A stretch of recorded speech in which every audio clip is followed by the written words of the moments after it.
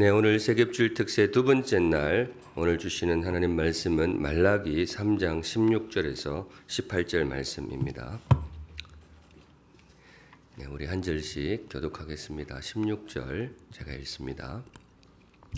그때에 여호와를 경외하는 자들이 피차에 말하매 여호와께서 그것을 분명히 들으시고 여호와를 경외하는 자와 그 이름을 존중히 여기는 자를 위하여 여호와 앞에 있는 기념책에 기록하셨느니라.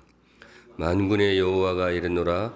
나는 내가 정한 날에 그들을 나의 특별한 소유로 삼을 것이요 또 사람이 자기를 섬기는 아들을 아낌없이 내가 그들을 아끼리니. 같이 읽습니다.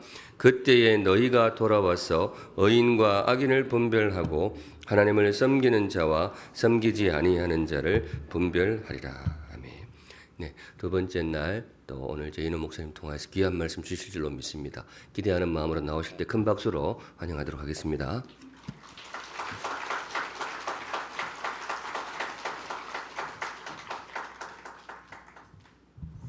할렐루야.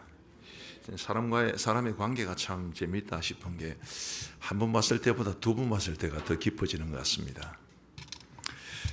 저는 경상도 사람 중에서는 굉장히 사랑한다는 말을 잘합니다. 우리 집 사람한테. 문제는 이제 행동이 뒤따르지 않고 늘 말만 하기 때문에 저희 집에서는 제 호가 말만입니다. 말만 제인호 선생이라고.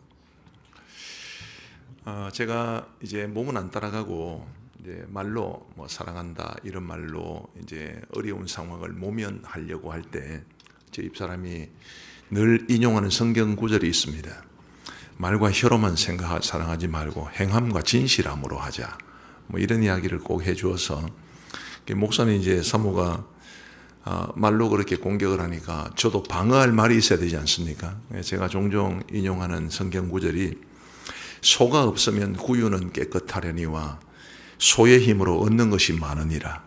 남편이 없으면 집안은 깨끗할지 모르지만은 남편 때문에 얻는 것도 있다 아이가 뭐 이러면서 공격을 종종 하곤 합니다.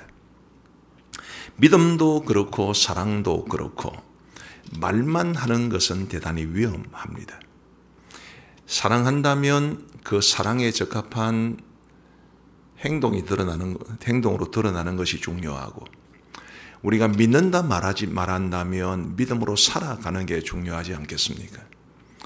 우리가 종종 정말 말만 사랑하고 말로만 믿는다 말하기 때문에 우리의 삶 속에 하나님이 기뻐하시는 모습이 충만하지 않고, 그래서 하나님의 은혜도 풍성하게 누리지 못하는 것은 아닌가라는 그런 생각을 저를 보면서 늘 하고 있습니다. 오늘 이 본문 말씀을 통해서 우리 하나님께서 우리에게 원하시는 것이 무엇인지, 그래서 우리가 하나님 앞에 어떻게 살아가야 할지에 대해서 우리 하나님이 주시는 말씀에 귀 기울이는 복된 시간이 되기를 간절히 바랍니다. 오늘 본문을 16절부터 읽었는데요. 16절 말씀을 다시 한번 보시면 이렇게 시작을 합니다. 우리 같이 한번 읽어보시겠습니다. 시작. 그때에 여호와를 경외하는 자들이 피차에 말하매 여호와께서 그것을 분명히 들으시고 여호와를 경외하는 자와 그 이름을 존중히 여기는 자를 위하여 여호와 앞에 있는 기념책에 기록하셨느니라. 아멘. 자, 노란색으로 표시되어 있는 글, 그때에 라는 말로 시작을 합니다. 그때는 어느 때를 말하는 것이겠습니까? 바로 앞에 있는 14절과 15절, 제가 14절을 읽을 테니까 여러분께서 15절을 읽어주시면 감사하겠습니다. 이는 너희가 말하기를 하나님을 섬기는 것이 헛되니 만군의 여호와 앞에서 그 명령을 지키며 슬프게 행하는 것이 무엇이 유익하리요? 지금 우리는 교만한 자가 복되다 하며 악을 행하는 자가 번성하며 하나님을 시험하는 자가 화를 면한다 하노라 함이라. 사람들이 수군거립니다. 하나님을 섬기는 게 헛되다. 만군의 여호와 앞에서 그 명령을 지키며 슬프게 행하는 것, 말씀을 지키려다 보면 어려움이 따르니까 슬프게 하나님의 말씀을 굳이 지킬 필요가 있느냐?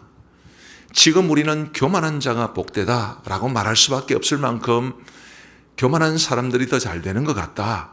악을 행하는 자가 번성하는 것 같다. 하나님을 시험하는 자가 화를 면한다. 이런 말들이 많은 사람들의 말 속에 있고 그런 이야기들을 주고받는 그때의 그런 의미입니다. 말라기 당시의 상황을 좀 살펴보는 것이 필요할 것 같습니다. 이스라엘이 솔로몬이 죽고 난 다음에 남북으로 나뉘어졌습니다. 북쪽은 아수르라고 하는 나라에 의해서 멸망을 당했고 남쪽 유다는 바벨론이라는 나라에 의해서 멸망을 당했고 그리고 수많은 사람들이 바벨론의 포로로 사로잡혀 갔습니다. 그 바벨론을 무너뜨린 페르시아라는 나라의 고레스 왕이 바벨론이 포로로 사로잡아온 사람들을 유다로 돌아가게 했습니다.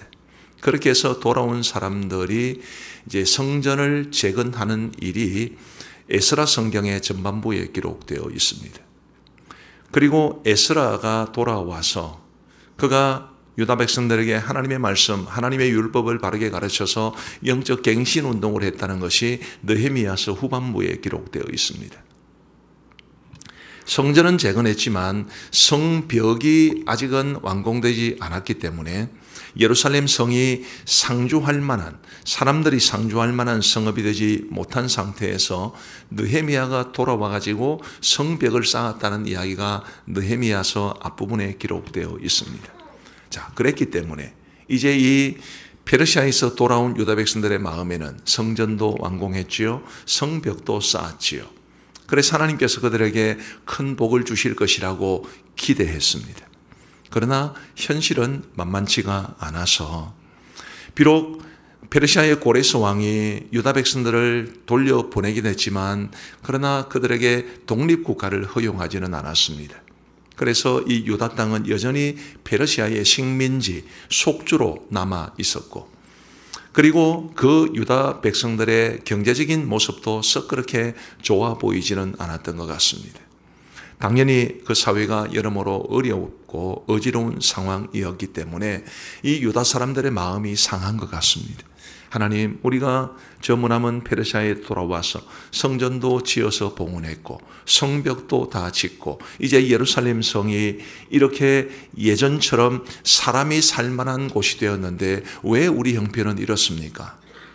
그런 현실에 대한 불만족이 곧 그들의 영적인 상태에도 영향을 끼쳐서 그들이 여호와에 대한 신앙을 점점 잃어가고 믿음은 냉소적이 되었습니다. 말라기 1장 2절 말씀에 보시면 이런 말씀이 있습니다. 여호와께서 이르시되 내가 너희를 사랑하였노라 하나 너희는 이르기를 주께서 우리를 어떻게 우리를 사랑하셨나이까 하는도다. 하나님께서 내가 너희를 사랑했다라고 말씀을 하시는데 하나님 어찌 하나님이 우리를 사랑하셨습니까? 그렇게 하나님의 사랑에 대해서도 확신하지 못할 만큼 그들의 믿음이 냉소적이 되어버렸습니다. 1장 8절 말씀을 보시면 우리 같이 한번 읽어보시겠습니다. 시작. 만군의 여호와가 이르노라 너희가 눈먼 희생 제물을 바치는 것이 어찌 악하지 아니하며 저는 것 병든 것을 드리는 것이 어찌 악하지 아니하냐. 이제 그것을 너희 총독에게 드려보라. 그가 너를 기뻐하겠으며 너를 받아 주겠느냐. 하나님 앞에 제사를 드린다는 것, 그 제사를 드리는 게 요즘으로는 예배 아니겠습니까? 제사를 드리는 것이 너무나 엄중하고 중요한 일이었음에도 불구하고 그래서 하나님 앞에 제물을 드릴 때는 가장 좋은 것으로 드려야 했음에도 불구하고 그들이 하나님 앞에 눈먼 희생 제물을 바치고 저는 것, 병든 것을 바쳤는데 인간 총독에게도 바치지 않을 것을 하나님에게 드리느냐. 지금 하나님 그렇게 말씀하고 계십니다. 이렇게 그들의 예배가 흐트러지고 소홀히 여기고 하나님을 마치 만홀히 여기는 것처럼 그렇게 하나님을 섬겼기 때문에 하나님께서 굉장히 마음이 아파하셨습니다. 말라기 1장 10절 말씀에 보시면 이런 말씀이 있습니다. 같이 한번 읽겠습니다. 시작. 만군의 여호와가 이르노라 너희가 내 제단 위에 헛되이 불사르지 못하게 하기 위하여 너희 중에 성전문을 닫을 자가 있었으면 좋겠도다. 내가 너희를 기뻐하지 아니하며 너희가 손으로 드리는 것을 바치도 아니하리라. 하나님께서 너무 마음 아파하셔서 너희가 내 제단 위에 헛되이 불사르지 못하게 하기 위하여 너희 중에 성전 문을 닫을 자가 있었으면 좋겠다. 하나님 그렇게 말씀하실 만큼 그 당시 유다 백성들의 영적인 상태는 그야말로 바닥으로 치닫고 있었습니다. 그런 상황에서 14절 15절 이는 너희가 말하기를 하나님을 섬기는 것이 헛되니 만군의 여호와 앞에서 그 명령을 지키며 슬프게 행하는 것이 무엇이 유익하리요. 지금 우리는 명령을 교만한 자가 복되다 하며 악을 행하는 자가 번성하며 하나님을 시험하는 자가 화를 면한다 하노라 함이라. 대화 속에서 하나님을 섬겨봐야 말짱 헛일이다. 하나님을 섬기는 사람보다 악인이 더 잘 사는 것 같지 않냐. 아무리 하나님의 율법을 중요하게 여기고 그 율법대로 살아간다고 해도 우리의 삶의 형편이 이 모양인데 하나님을 시험하고 교만하게 살아가는 저 사람들은 잘 되지 않냐. 지금 그런 말들을 사람들이 하고 있는 그런 시대였습니다. 오늘 우리 시대와 같지 않습니까? 코로나 이후로 우리 한국 교회가 굉장히 많이 위축되고 교회들마다, 우리 교회도 마찬가지입니다만, 샘물교회는 잘 모르겠습니다만 교회들마다 사람들의 신앙이 흐트러지고 예배를 소중히 여기지 않고 섬기거나 혹은 그리스도인의 교제를 위해서 모이자 해도 뭔가를 하자 해도 뭐든지 안 하려는 분위기입니다. 우리 교회만 하더라도 코로나 이전에 비해서 코로나 이후에 아직 교회로 돌아오지 않고 그저 영상 예배만 드리는 사람들이 여전히 한 20% 이상은 되는 것 같습니다. 아무리 설득하고 아무리 강단에서 하나님 앞에 나와 몸으로 예배를 드리는 것이 중요하다고 외쳐도 돌아올 생각을 하지 않습니다. 또 교회들마다 섬기는 사람들이 점점 줄어가기 때문에 교회의 일들은 몇몇 그래도 순종적인 사람들에게 몰리느라 그분들은 굉장히 지쳐 있고, 그리고 이 사회 속에서 우리 기독교의 위상도 예전 같지 않아서 내가 예수님을 믿는 사람이다라고 담대히 말하는 것이 굉장히 부끄러워지는 그런 모습들로 가득합니다. 어렵고 힘든 때일수록 우리 한국교회는 기도하면서 이겨냈는데 지금은 기도하는 사람들마저 점점 줄어가고 있습니다. 어제도 우리 최경남 목사님께 말씀을 드렸는데 새벽 기도에 굉장히 많이 오신 것을 보고 깜짝 놀랐습니다. 아주 감사한 모습인데 평상시에도 그러셨으면 참 좋겠다 이런 마음이 듭니다만은 교회들마다 기도하는 사람들이 줄어갑니다.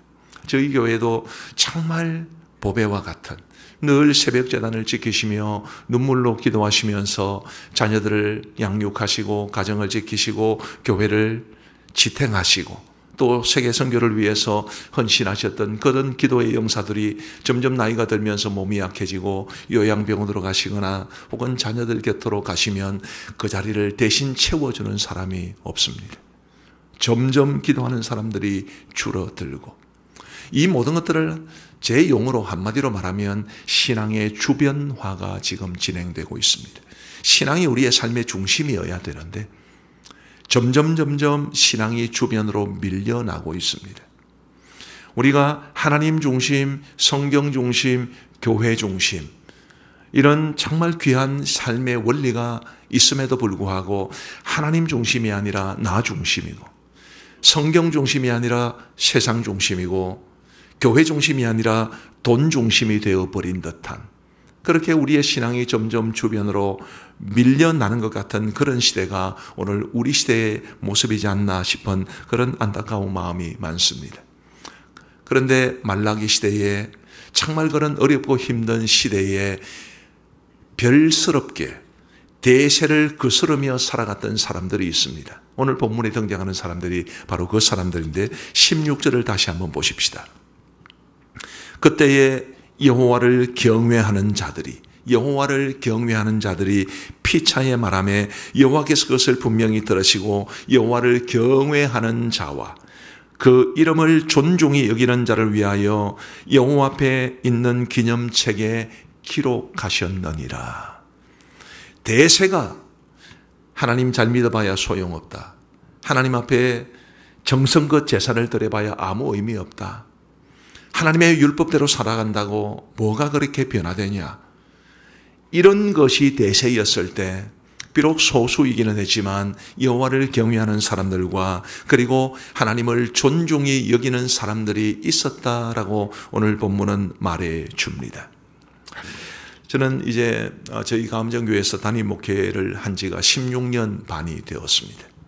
근데 제가 목회 초기에 저희 교회도 여러 외부 강사님들이 종종 오셔서 말씀을 전하시는데 그런 목사님들이 설교를 하실 때 종종 자기 교회 성도님들을 자랑하는 경우가 있었습니다.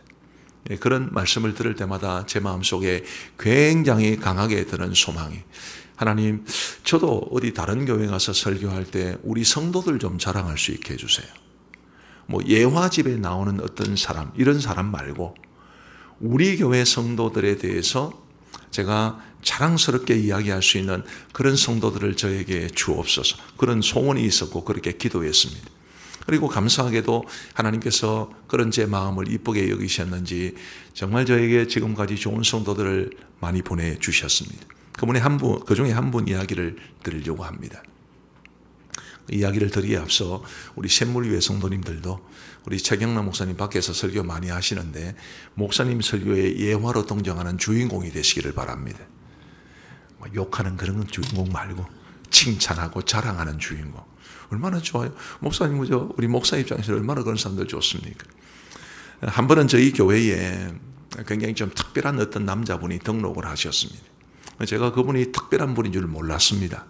처음에는 그저 평범하게 보였던 남자분이신데 이분이 등록하고 나서 한 달 정도 채 지나지 않았는데 저에게 개인 면담을 요청하셨고 그래서 만났는데 느닷없이 목사님 저에게 안수기도라는 것 한번 해줄 수 있겠습니까? 그렇게 물어보시더라고요. 안수기도 해줄 수 있는데 사연이 뭡니까? 그렇게 물어봤더니 이분이 자기 이야기를 털어놓으셨는데 만만치 않은 분이셨어요.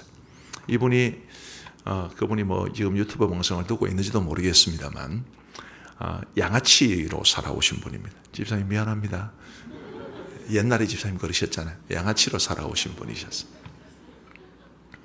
건달인지 양아치인지는 잘 모르겠습니다. 그렇게 살아오신 분이세요. 근데 이분이 어느 날 이제 몸이 이상해서 병원을 가보니까 간암 말기에 그리고 뇌종양 말기 이런 판정을 받게 돼요. 굉장히 젊은 나이였습니다. 40대 중반의 나이였습니다. 자각 증상이 별로 없었나 봐요. 그러다가 이제 조금 몸에 이상을 느껴서 갔더니 2군데에 말기 암이 있다는 이야기를 들었습니다. 이분이 이제 더 이상 예전처럼 살아갈 수가 없어서 한편으로는 병원의 치료를 받으면서도 이제 다른 길을 찾아봤는데 출신 성물을 좀 피하기가 어려워서 뭐에 손을 댔느냐 하면 불법 스포츠 도박 사이트를 개설했습니다. 예수님 믿기 전이었으니까요. 그리고 그것 때문에 이제 경찰에 잡혀서 이제 서울구치소에 수감이 되었습니다. 근데 그곳에서 장로님 한 분을 만났는데 장로님이 왜 감옥에 오시는지 모르겠어요.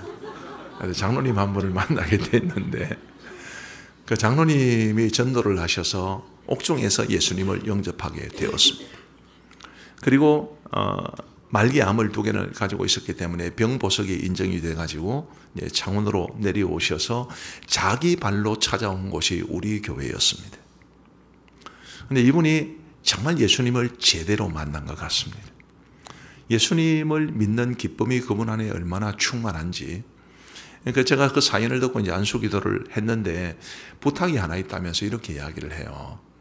목사님, 뭐든지 좋으니까 제가 교회를 위해서 일할 수 있는 일거리를 좀 주십시오. 제가 생각해 보겠습니다. 이렇게 이제 이야기를 하고 돌려보냈는데 제가 알아보기도 전에 이제 다른 부목사님 통해 가지고 교회에는 주일날 사람들이 굉장히 많이 북적대지 않습니까? 근데 월요일은 조용한데 이분이 매주 월요일마다 화장실 청소를 하겠다면서 그렇게 나섰습니다. 저희 교회에 제가 정확하게 안 세봤는데 아마 그 대변기하고 소변기를 합치면 한 50개 정도 될 겁니다. 그 모든 화장실 청소를 혼자 월요일 아침마다 나와서 하기 시작했습니다. 말기암을 2개나 가지고 있는데도 그래도 감사하게도 그 정상적 겉으로 보면 그저 조금 몸이 조금 약해 보이신다 그런 느낌이 들지만 살아가는 데는 별로 지장이 없는 것처럼 보였는데 이분이 매 월요일마다 그 엄청난 숫자의 화장실을 청소를 하십니다. 근데 이 사실이 조금씩 알려지면서 또 다른 분이 참여하시게 되고 또 다른 분이 참여하시게 되고 그러면서 그분이 지금까지 살아오고 계신데 그분이 저한테 해주셨던 말 중에 굉장히 감동적인 말이 있습니다. 그분은 이렇게 말씀하셨습니다. 목사님, 저도 세상적으로는 놀 만큼 논 사람인데 교회 와서 보니까, 예수님을 믿고 보니까 교회라는 데가 얼마나 좋은 데인 줄 예전엔 미처 몰랐습니다. 예수님을 믿는 게 얼마나 행복한 일인지 제가 왜 지금까지 이 일을 몰랐는지 후회가 됩니다. 그런 이야기를 하셨습니다. 당연히 그분은 모든 것을 다 끊고 지금은 정말 주님 섬기는 그 일에 최선을 다하고 계신데, 바로 오늘 본문이 나오는 많은 사람들의 믿음이 흐릿해지고 그리고 예배마저 무너졌던 그런 상황 속에서 여호와를 경외하고 그 이름을 존중히 여기는 사람, 그런 사람에 해당하지 않나 싶은 그런 생각 때문에 늘 제 마음속에 감사가 넘치는 분입니다. 감사하게도 제가 그분을 만난 지 한 5년 정도 됐는데 지금까지 살아 있습니다.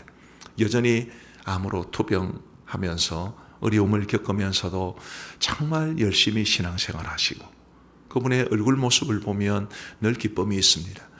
만약에 저보고 지난 14년 반 동안에 가음정교회에서 목회하는 동안 가장 큰 열매는 뭐냐 그러면 두서없이 저는 주저하지 않고 저는 그분을 뽑을 겁니다. 그만큼 하나님께서 그분에게 많은 은혜를 주셨고 그만큼 그분이 믿음 생활 정말 잘하고 계신데, 우리 사랑하는 성도 여러분, 우리 하나님 보시기에는 얼마나 귀한 사람이겠습니까? 부디 우리 샘물교회 성도님들도 이 세상에서 기독교가 쇠퇴해진다, 지금 다음 세대가 없어서 교회 교육들이 어려워진다, 이 땅에 예수님을 안 믿는 사람이 더 잘 되는 것 같고 교회를 섬기는 사람도 점점 줄어드는 것 같고 하는 이런 어려운 상황 속에서도 여호와를 경외하는 사람으로, 하나님의 이름을 존중히 여기는 사람으로 여러분 모두 살아갈 수 있게 되기를 간절히 소망합니다. 우리 하나님께서는 결코 그분들을 그냥 내버려 두지 않으십니다. 17절 말씀 우리 같이 한번 읽어보시겠습니다. 시작.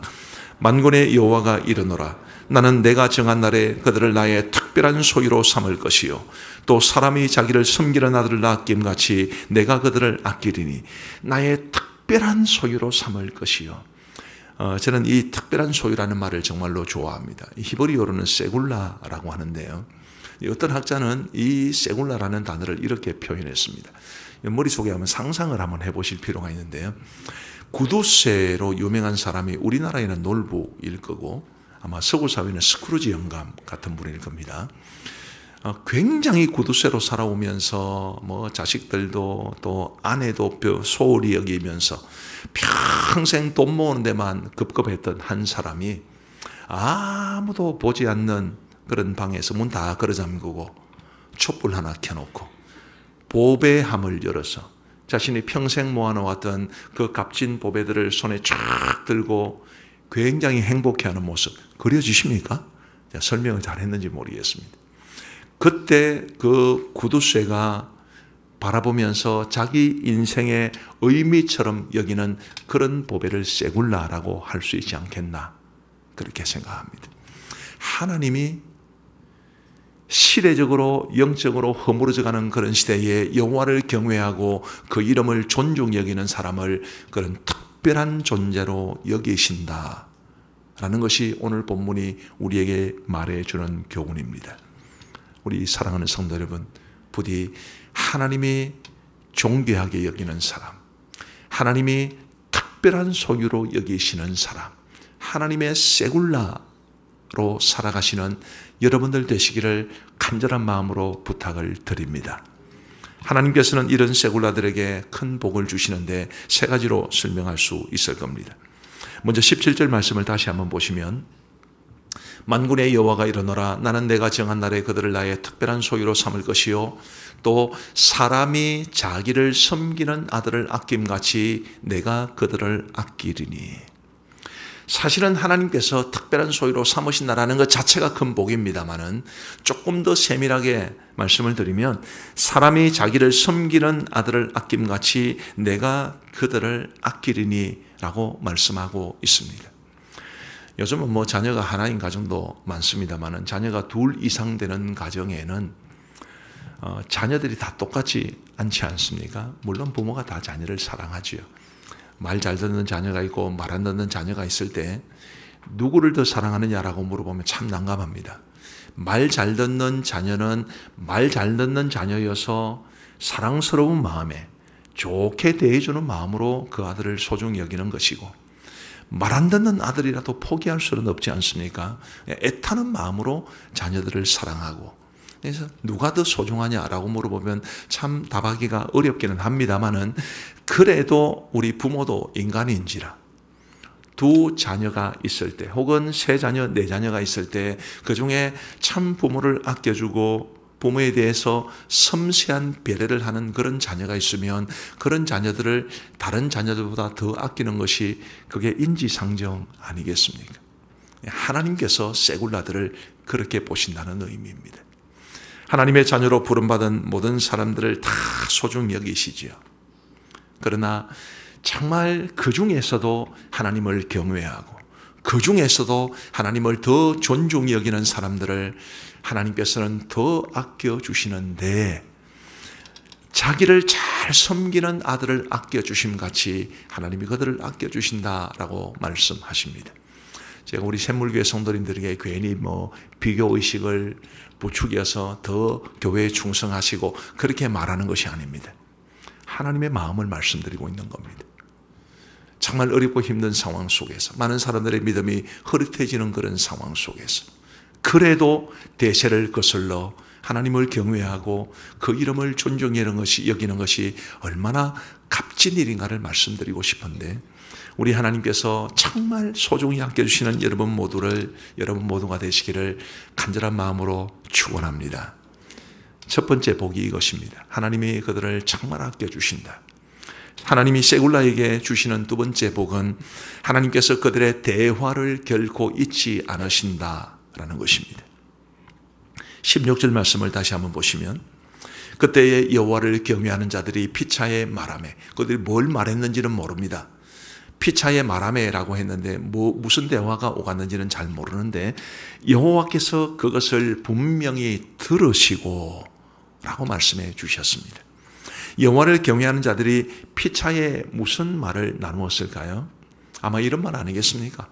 비록 많은 사람들의 믿음이 흐릿해져도 우리는 저렇게 살지 말자.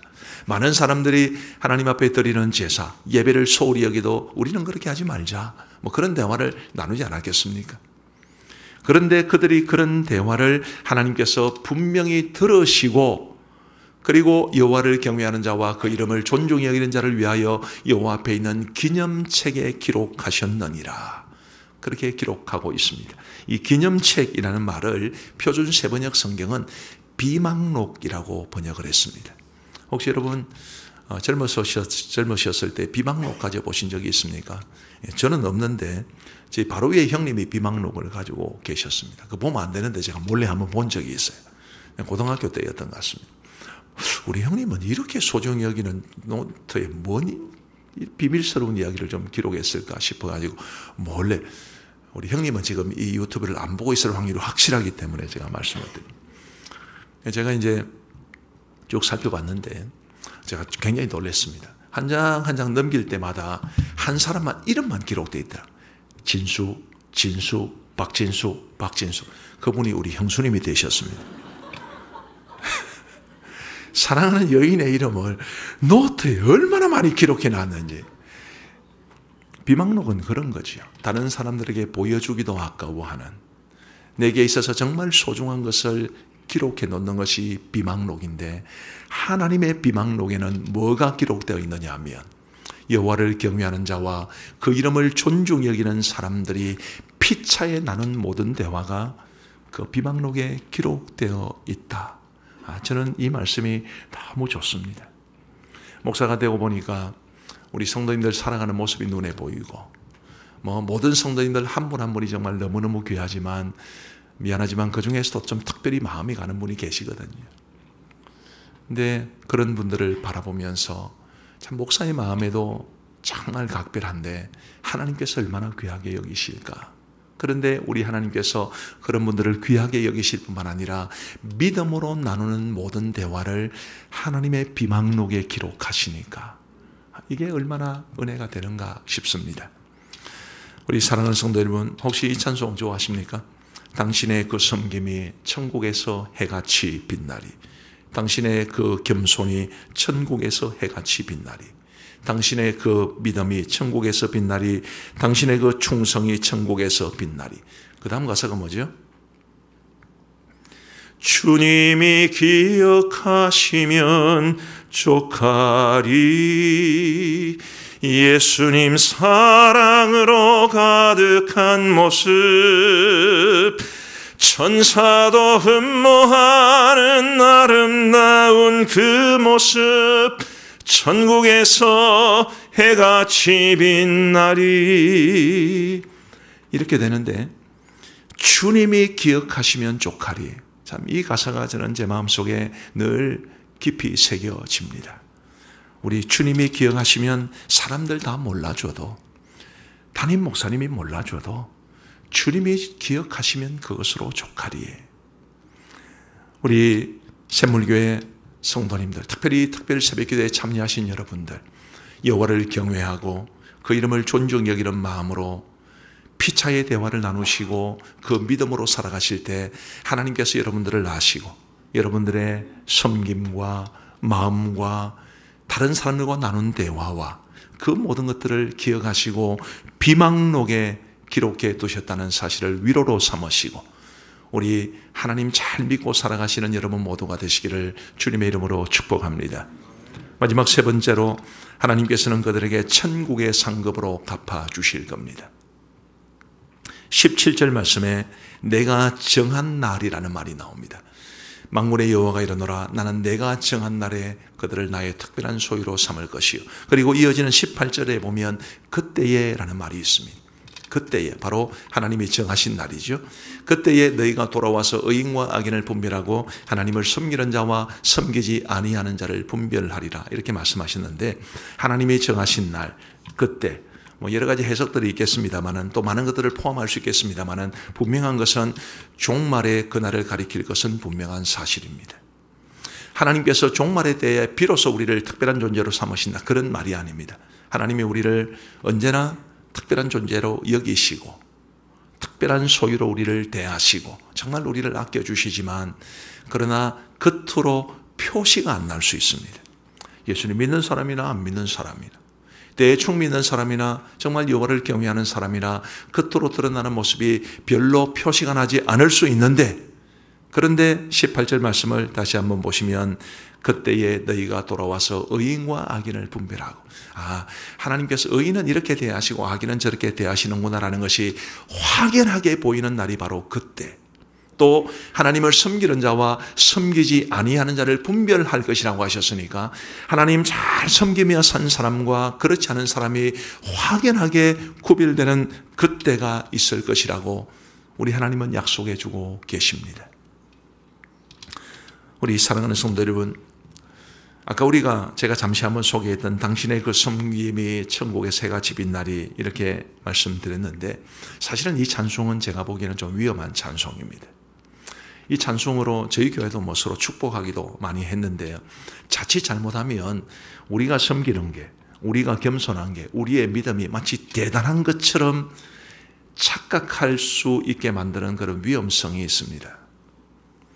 제가 아무리 생각해봐도 이 시대의 우리 그리스도인들의 모습이 앞 세대의 우리 선배 그리스도인들, 부모 세대만 하더라도 섬기는 수준이나 믿음의 수준이 많이 약화된 것 같은데, 그런데 이런 찬송은 당신의 그 섬김이 천국의 새같이 빛나, 굉장히 지금의 내 수준에 만족하게 하는 그런 위험성이 있는 것 같습니다. 그러나 이 찬송은 진리를 담고 있는데 하나님께서 보실 때는 그렇다는 것입니다. 하나님께서 보실 때, 우리 인간의 생각으로는 여러분 이런 찬송으로 너무 만족하지 마시기를 바랍니다. 아직까지 더 섬겨야 될 게 많고 더 낮아져야 하고 그런 거 아니겠습니까? 그러나 우리 하나님께서는 우리가 주를 위해서 드린 작은 정성이라도 잊지 않으시고 정말 우리에게 풍성하게 채워주시는 분이시기 때문에 하나님께서 우리를 해같이 빛나게 하실 것이라는 말씀은 저는 충분히 동의를 합니다. 그날이 바로 종말의 때입니다. 우리 샘물교회 모든 성도님들은 지금 이 어려운 시대 속에서도 하나님 사랑하시고 하나님 경외하시고 하나님의 이름을 존중히 여기며 살아가시면서 마지막 그날에 하나님께서 그 섬김에 해같이 빛나게 하시는 축복과 상급으로 풍성하게 갚아주시는 은혜를 맛볼 수 있게 되기를 주님의 이름으로 축복합니다. 말씀을 마무리하면서 저는 우리 한국교회가 은혜라는 말을 조금 오해하는 부분이 있지 않나 싶은 생각이 듭니다. 많이 들어보셨겠지만 은혜라는 말은 헬라어로는 카리스라고 그러죠. 자격이 없는 사람에게 거저 주시는 선물이 바로 은혜입니다. 그런데 이 은혜의 뜻이 그렇다 보니 오해를 좀 많이 하시는 것 같은데, 자, 이런 겁니다. 제가 방향으로 좀 설명하면 이쪽이 하나님이 원하시는 방향이라고 봅시다. 이쪽이 그 반대 방향입니다. 근데 은혜라는 것은 내가 이쪽을 향해서 걸어가는데 하나님께서 놀라운 축복으로 채워주신다, 그거를 기대하는 게 은혜가 아닙니다. 그런데 우리 한국교회는 그렇게 은혜를 오해하시는 분들이 많습니다. 은혜라는 것은 적어도 방향이라도 이쪽을 보셔야 됩니다. 하나님이 원하시는 삶의 방향을 바라보면서 내가 한 걸음을 내디면 하나님께서 한 걸음이 아니라 천 걸음, 만 걸음, 억만 걸음 내디디는 것으로 인정해 주시고, 내가 두 걸음을 내디면 두 걸음에 해당하는 복이 아니라 천 걸음, 만 걸음, 억만 걸음에 해당하는 복을 주시는 그게 은혜입니다. 우리 사랑하는 성도 여러분, 그런 측면에서 우리가 하나님을 정말 경외하고 그 이름을 존중히 여기며 살아가야 하지 않겠습니까? 적어도 방향이라도 하나님 원하시는 그쪽을 향해서 우리가 바라보면서 우리의 인생의 걸음, 믿음의 걸음을 한 걸음 한 걸음 내디디셔야 하지 않겠습니까? 그것이 하나님께서 우리를 세굴라로 특별한 소유로 여기시는 길인데, 부디 우리 샘물교회 사랑하는 모든 성도님들은 이런 은혜를 풍성히 누리시기를 간절히 바랍니다. 오늘 우리 최경남 목사님에게 설교 후에 이 찬송을 불러달라고 부탁을 드렸습니다. 세상 흔들리고 사람들은 변하여도 나는 주를 섬기리. 믿음 흔들리고 사람들 주를 떠나도 나는 주를 신뢰해. 부디 우리 샘물교회 귀한 성도님들이 세상이 아무리 변해도 변치 않는 우리 하나님, 변치 않는 믿음 가지고 아름답게 섬기실 수 있게 되기를 주님의 이름으로 축복합니다. 기도하시겠습니다. 하나님 아버지 감사합니다. 우리 샘물교회에 이번 특별 세겹줄 기도회를 허락하시고 부족한 종을 통해서 말씀 전하게 하시니 감사합니다. 어린 아이와 같은 부족한 저이지만 우리 하나님의 말씀에 순종하여 우리 성도들에게 주의 말씀을 전거해 싸우니 하나님께서 이 말씀을 통해 우리 성도들에게 역사하셔서 믿음 주시고 은혜 주시고 하나님을 경외하는, 하나님의 이름을 소중히 여기는 정말 하나님의 특별한 소유로 살아가실 수 있도록 은혜를 베풀어 주옵소서. 감사하오며 예수님 거룩하신 이름으로 기도하옵나이다. 아멘.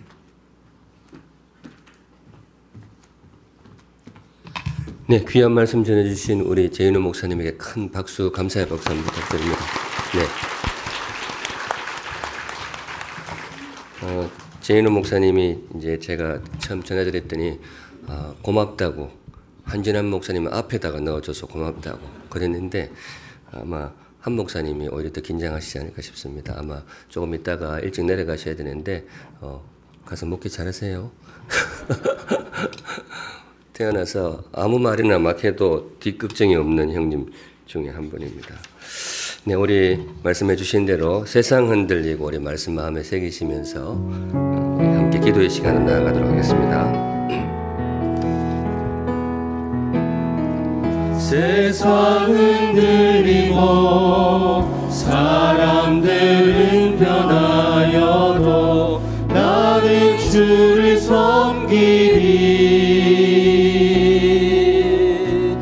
주님의 사랑은 영원히 변하지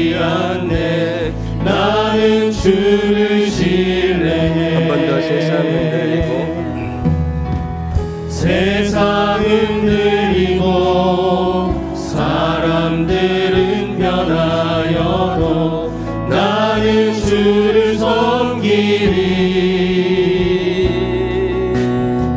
주님의 사랑은 영원히 변하지 않네. 나는 주를 신뢰해. 오직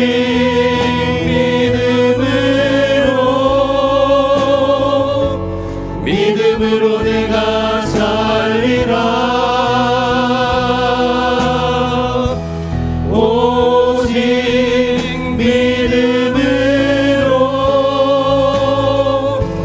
믿음으로 내가 살리라.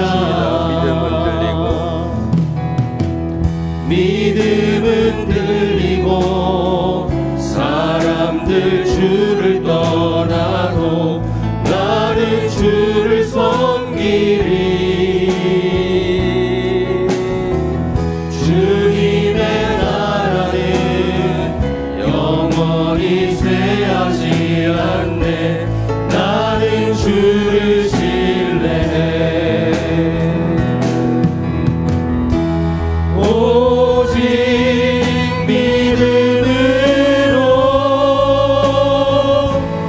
믿음으로 내가 살리라.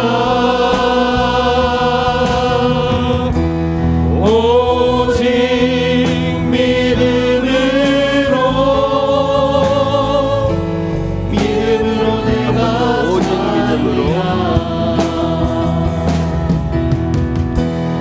오직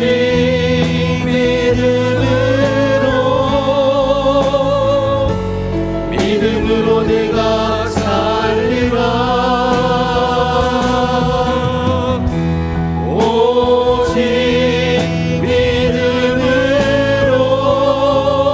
오직 믿음으로 내가 살리라.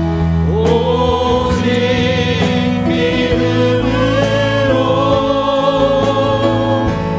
믿음으로 내가 살리라. 오직